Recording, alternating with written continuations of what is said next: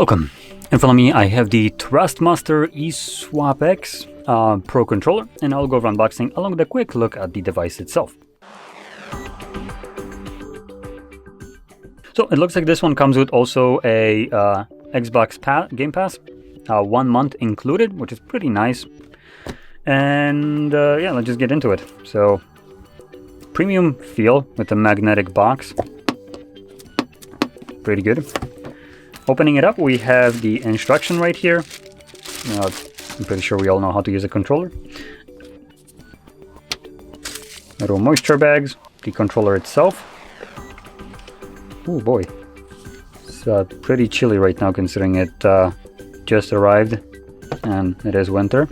We have changeable thumbsticks. So these are the convex one. There is also concaved already on the controller. And in here, I can actually pull that out without actually taking out the entire, there we go, entire box. We have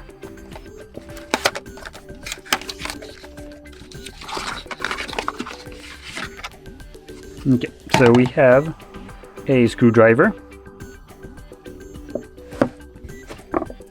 We have a braided cable, type C to type A, and by the looks of it, it is pretty lengthy.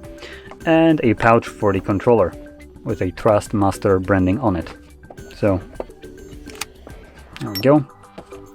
Throw that to the side. So here we go, you can now see it all. Now, grabbing the controller, it has some heft to it. Boy, does it. Almost feels like this is made out of metal. But I'm pretty sure this is just kind of my feeling. Let's see. I'm honestly not sure if this is metal or not. It is also on the chunkier side, as you can possibly see. Not the smallest controller. But boy, does it feel actually pretty nice.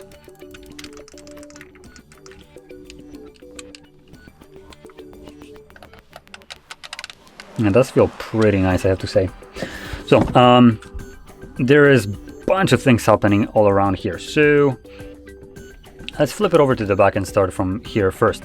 We have 4 different macro buttons with a pretty nice, satisfying, nice sounding click. Let's see if that will be picked up by the mic.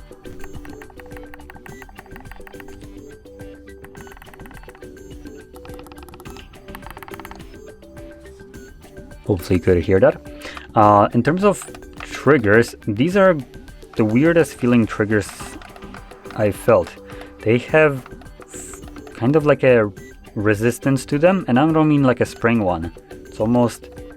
It's evenly spread through the entire press, and it almost gives me the vibes of like hydraulics, where they lose pressure and they just collapse kind of slowly. So this has something similar of a feeling. So it's an interesting thing. We also have these flips right here for shallower bottoming out. Doesn't really change much. So this is the flipped. You can see how much it actually collapses. You can do it from here as well. So right now pressing it all the way, and I flip it. See, that's basically what you get. Okay, so it does basically prevent the triggers from going all the way, so you don't need to bottom it out. Allows you to have a quicker trigger. Now, the bumpers right here probably feel the cheapest out of this everything else in here. They do have this kind of hollow, very plasticky, unsatisfying tone to it. The thumbsticks feel pretty good. The spring in them isn't necessarily like the strongest, so they do kind of, when you let go, they bounce and overshoot it just a little bit. I don't know if it's visible on the camera. They have a bit of like a wobble because the spring is just a little bit not as strong as some other controllers. Now, in terms of buttons, like the D-pad right here, Pretty satisfying click. I don't play fighting games, so I don't know how good that feels. For me, pretty okay-ish. You can kind of roll your finger and press all of them easily. In terms of the X, Y, A, and B, they have a mouse click to it.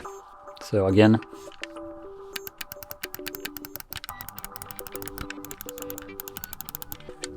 hopefully again that is audible. These are just normal buttons. Probably not many people care about this. And furthermore, we have more buttons on the side. We have volume up, down, or down and up, microphone, player 1 and player 2, I'm not sure, and map, which I presume map doesn't mean like game map. I think it means like remapping the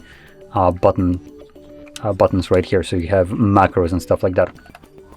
And in terms of the thumbsticks, you can unscrew those. There we go, and replace them for the other ones. There's also, I just want to point that out, there is a rubber seal on here, so they don't sound as like hollow. There's no clunk to them. Oh, come on, get on there.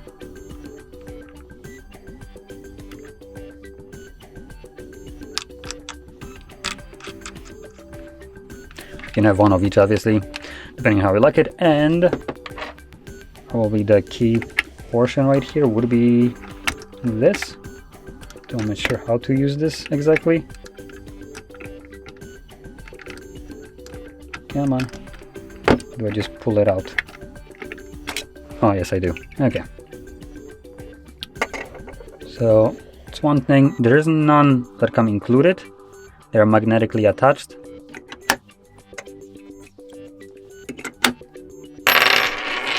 Oops. So if you want a more symmetrical approach, you have the option to. This also gets removed as well.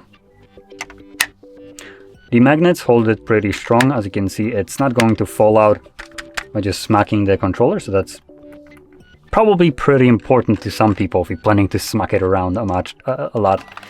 So yeah, okay controller. I have no clue how good it actually performs in terms of latencies and all that stuff.